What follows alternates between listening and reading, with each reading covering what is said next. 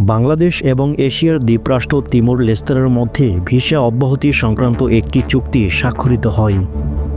এ চুক্তির ফলে বাংলাদেশের কূটনৈতিক অফিসিয়াল এবং সার্ভিস পাসপোর্টধারীরা এখন থেকে তিমুর লেস্তেতে ভিসা ছাড়াই ভ্রমণ করতে পারবেন। বৃহস্পতিবার মন্ত্রিপরিষদ বিভাগ এক সংবাদ বিজ্ঞপ্তির মাধ্যমে এ তথ্য নিশ্চিত করে।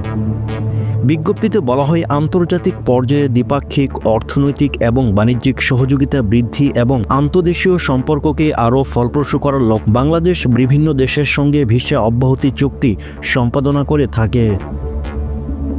এখন পর্যন্ত বাংলাদেশ এশিয়ার 21টি দেশ, ইউরোপের 4টি দেশ, আফ্রিকার 1টি দেশ এবং মার্কিন যুক্তরাষ্ট্রের 3টি দেশসহ মোট 29টি দেশের সঙ্গে ভিসা অব্যাহতি চুক্তি স্বাক্ষর করে। তিমুর লেস্তের সঙ্গে এ চুক্তি স্বাক্ষরের মাধ্যমে দুই দেশের সরকারি পর্যায়ে যোগাযোগ এবং সহযোগিতা আরও সহজ হবে বলে আশা করা হয়।